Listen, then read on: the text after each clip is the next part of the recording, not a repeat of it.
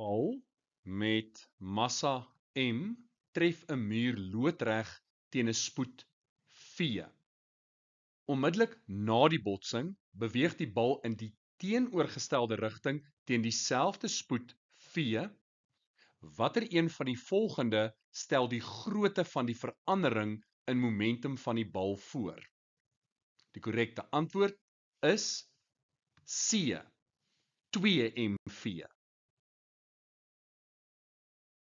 Kom ons neem links as positief.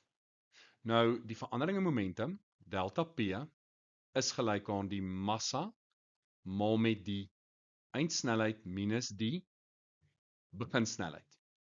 Nou, die massa is die massa, die eindsnelheid is v, dis na links, so dis positief v.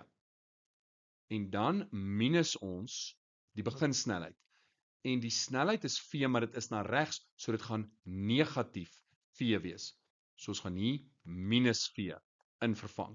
En dit gee dan vir ons m maal met v, 'n minus en 'n minus is 'n plus.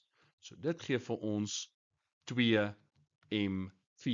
En dit is die finale antwoord.